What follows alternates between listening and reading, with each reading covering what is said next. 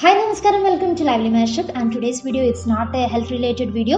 Today it's a vlog and it's a vlog about a festival that we celebrate. Okay, നമ്മുടെ വീട്ടിൽ ആഘോഷിച്ചു വരുന്ന ഒരു സെലിബ്രേഷൻ ആണ് പടിക്ക് പൂവിടുന്നത്. എനിക്കറിയില്ല എത്ര ആൾക്ക് ഇതിനെപ്പറ്റി അറിയുമെന്ന്. നമ്മുടെ വീട്ടിൽ പടിക്ക് പൂവിടുന്ന ഒരു കസ്റ്റം ഉണ്ട്. ചിങ്ങം ഫസ്റ്റ് മുതൽ ചിങ്ങം ലാസ്റ്റ് വരെയാണ് ഇത് ചെയ്യുന്നത്. അപ്പോൾ ഇങ്ങനെ പടിയടൊക്കെ ഉണ്ടാക്കിയിട്ട് നമ്മൾ പടിക്ക് വെക്കും.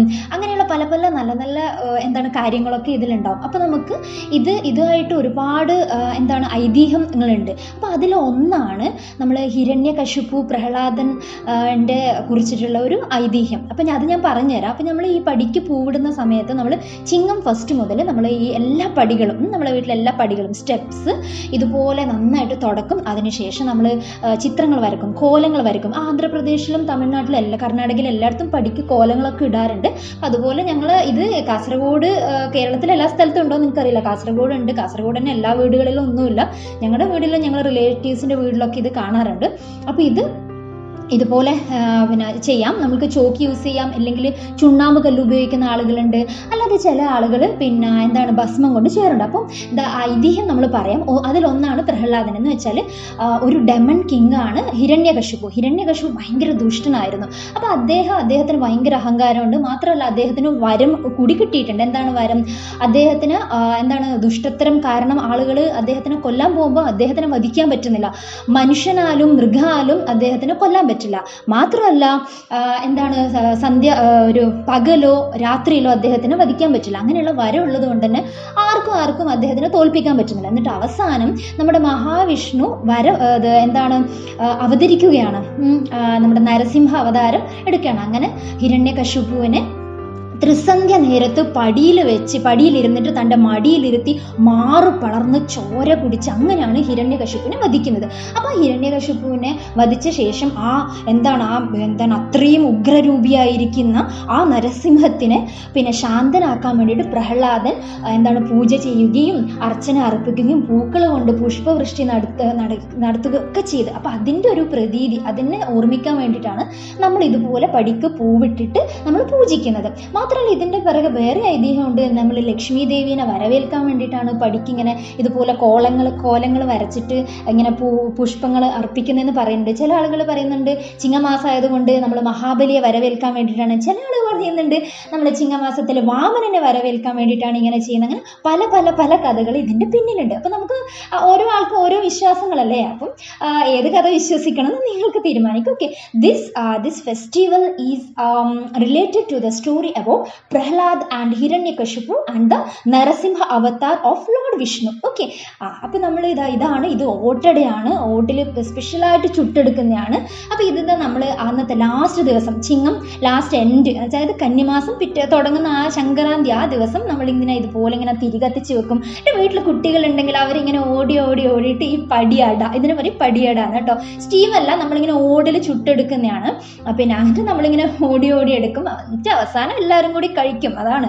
അപ്പോൾ ഇത് നമ്മൾ പുറത്തും വെക്കുന്നുണ്ട്. പിന്നെ ബാക്കി എങ്ങനെയാണ് ഈ പടിയട ഉണ്ടാക്കുന്നത്, അങ്ങനെ എല്ലാം ഒരു വ്ളോഗ് പോലെ ഞാൻ ഇന്നത്തെ വീഡിയോയിൽ പറയണം. അപ്പോൾ എല്ലാവരും ഈ വ്ളോഗ് കാണുകയാണ്. കാരണം എല്ലാവരും വീടുകളിൽ ഇതുപോലെയുള്ള ആചാരങ്ങൾ ഞാൻ കണ്ടിട്ടില്ല. അപ്പം നിങ്ങൾക്ക് ഇങ്ങനെയൊരു ആചാരം ഉണ്ടെന്ന് അറിയണമല്ലോ. അതിന് വേണ്ടിയിട്ട് ഈ വ്ളോഗ് മുഴുവനായിട്ട് കാണുക. ഇത് പ്ലാവിലയാണ്.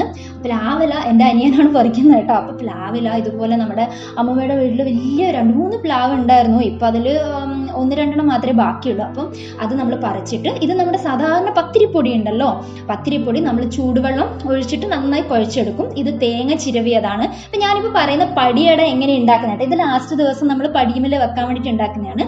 അപ്പോൾ പ്ലാവില എല്ലാം നല്ല വലിയ പ്ലാവിലാണ് കേട്ടോ. നന്നായി വെള്ളമൊക്കെ കിട്ടിയ പ്ലാവായതുകൊണ്ട് നല്ല വലിയ ഇലകളാണ്. അപ്പോൾ നമ്മൾ നമ്മൾ തേങ്ങയും ശർക്കരയും കൂടെ ഒന്നിച്ച് മിക്സ് ചെയ്തിട്ട് നമ്മൾ നേരത്തെ പത്തിരിപ്പൊടി ഇങ്ങനെ കുഴച്ച് വെച്ചിട്ടില്ലേ ചൂടുവെള്ളം കൊണ്ട്, അതിങ്ങനെ കുറച്ച് വെള്ളം ഇങ്ങനെ തൊട്ടിട്ട് നമ്മൾ നന്നായിട്ട് ഈ പ്ലാവിലയിൽ ഇങ്ങനെ പരത്തണം. നമ്മൾ സാധാരണ അടയൊക്കെ ഉണ്ടാക്കില്ല അതുപോലെ തന്നെ. പക്ഷേ ഇത് പ്ലാവിൻ്റെ ഇല ആയതുകൊണ്ട് കുറച്ചൊന്ന് വ്യത്യാസമുണ്ട് കേട്ടോ. ഇതെൻ്റെ അമ്മയാണ് ഉണ്ടാക്കുന്നത് കേട്ടോ. അപ്പം ഞാൻ വീഡിയോ എടുത്തുകൊണ്ട് നിൽക്കുകയാണ്. അമ്മ ഇതുപോലെ എല്ലാം പരത്തിയിട്ട് ഇങ്ങനെ വെക്കുകയാണ്.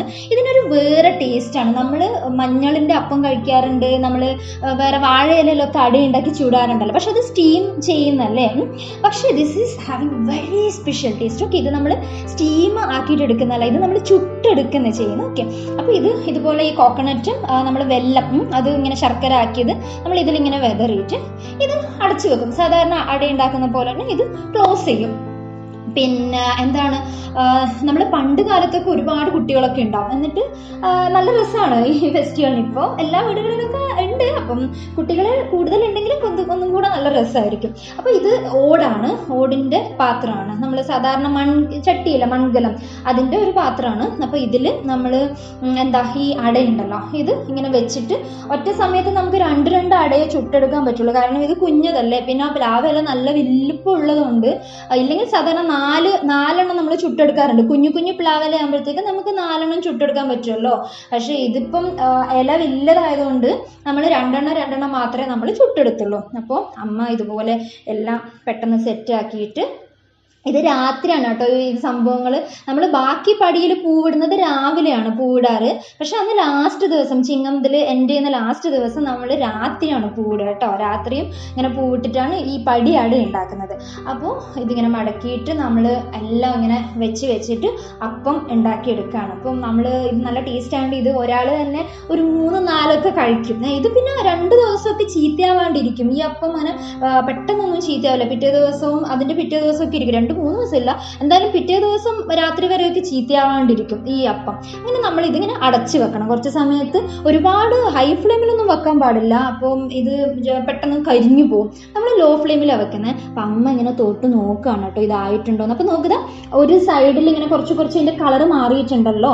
അപ്പം അത് ഇങ്ങനെ കളറ് മാറിയിട്ടാകുമ്പോൾ നമ്മളിത് മറിച്ച് ചെയ്യണം. കാരണം ഒരു സൈഡ് അത് വെന്തു, എന്നിട്ട് പിന്നെ നമ്മൾ മറ്റേ സൈഡിൽ കൂടെ വേവാൻ വേണ്ടിയിട്ട് നമ്മളതിങ്ങനെ മറിച്ചിടാണ്. അപ്പോൾ ഇപ്പുറത്തത് നമ്മൾ മെല്ലെ ഇങ്ങനെ പൊക്കി നോക്കുകയാണ് ഇതായിട്ടുണ്ടോയെന്ന്. അപ്പോൾ നമുക്ക് തോന്നി അതായിട്ടില്ല എന്ന്. അപ്പോൾ വീണ്ടും അത് അതുപോലെ തന്നെ ഇങ്ങനെ വെച്ചു. അപ്പോൾ ഇത് നോക്ക് അമ്മ തൊട്ട് നോക്കുകയാണ്. അത് ഏകദേശം ആയിട്ടുണ്ട്, എല്ലാം നന്നായിട്ട് വെന്ത് വന്നിട്ടുണ്ട്. അപ്പോൾ നമുക്കിത് വാങ്ങാനുള്ള സമയമായി കേട്ടോ. അപ്പോൾ ഇതിങ്ങനെ വാങ്ങിയിട്ട് നമ്മൾ ഇത് വാങ്ങി വെക്കുകയാണ്. ഇങ്ങനെ ബാക്കിയുള്ള എല്ലാ മാവും കൊണ്ട് നമ്മൾ ഇതുപോലെ ഓട്ടട ചുട്ടെടുക്കണം. അപ്പം എല്ലാവർക്കും കഴിക്കേണ്ടതുകൊണ്ട് നമ്മളിതൊരു വൈകുന്നേരം ഒരു 6 മണിയാകുമ്പോഴത്തേക്ക് ഇതിനുള്ള പ്രിപ്പറേഷനൊക്കെ സ്റ്റാർട്ട് ചെയ്തെങ്കിൽ 8 മണിയാകുമ്പോഴത്തേക്ക് നമുക്ക് സുഖമായിട്ട് ഇതൊക്കെ ഉണ്ടാക്കിയിട്ട് കഴിക്കാമല്ലോ. അല്ലെങ്കിൽ പിന്നെ ഒരുപാട് ലേറ്റായി പോകില്ലേ. അപ്പോൾ ഇത് കണ്ടോ, മൊത്തം നമ്മൾ ചുട്ടെടുത്ത പടി അടയാണ് ഇത്. അപ്പോൾ എനിക്കറിയില്ല എത്ര ആൾക്കാർ ഇതുപോലത്തെ ഒരു ആചാരമൊക്കെ കണ്ടിട്ടുണ്ടോയെന്ന് എനിക്കറിയില്ല. ഇത് നമ്മൾ രാത്രി പൂ പറിക്കുകയാണ് കേട്ടോ. ഇത് മന്ദാരം എന്ന് പറയുന്ന ചെടിയാണ്. അതിൻ്റെ ഇല, കാരണം മന്ദാരത്തിന് നല്ല വലിപ്പമുള്ള ഇല ഉണ്ടായിരുന്നു. അപ്പോൾ നമ്മൾ മന്ദാരത്തിൻ്റെ ഇല സെലക്ട് ചെയ്തു.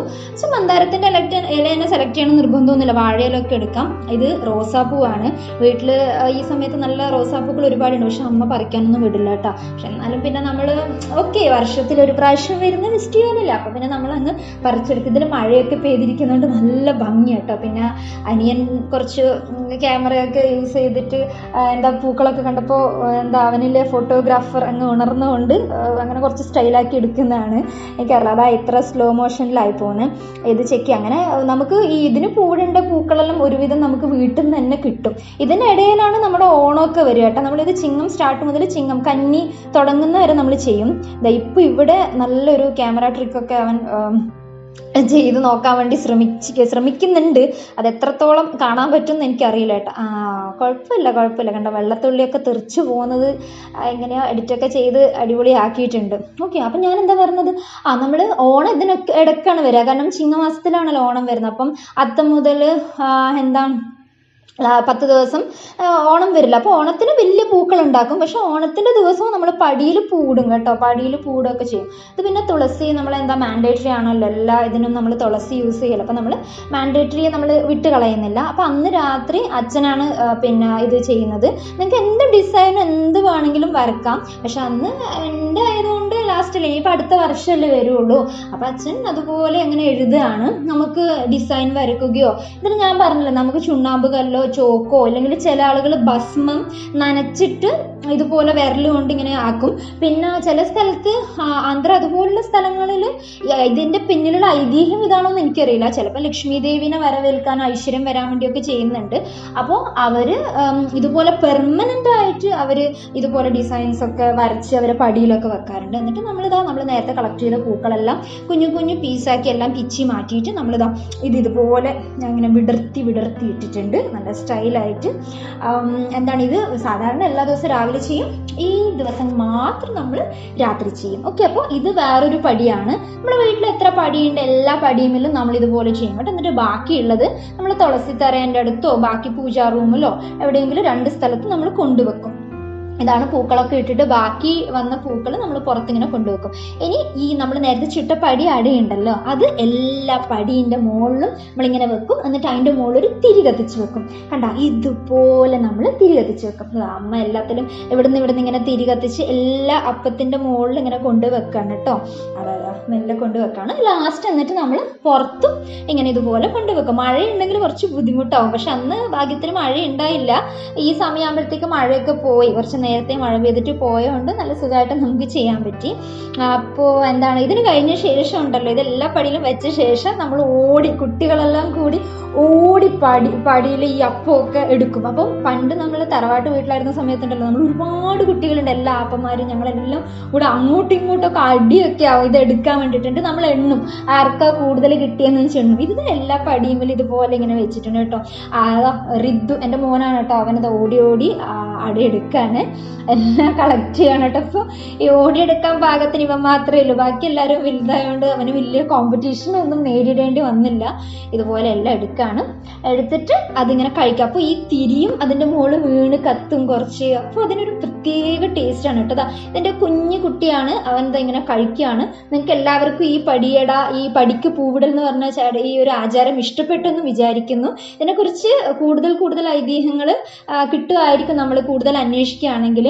അപ്പോൾ ഇങ്ങനെയും പല ആചാരങ്ങളും നമ്മളെ നാട്ടിലൊക്കെ ഉണ്ടെന്ന് അറിയിക്കാൻ വേണ്ടിയിട്ടാണ് ഞാൻ ഈ കാര്യം നിങ്ങളായിട്ട് ഷെയർ ചെയ്തിരിക്കുന്നത്. അപ്പോൾ എല്ലാവർക്കും നന്ദി, നമസ്കാരം.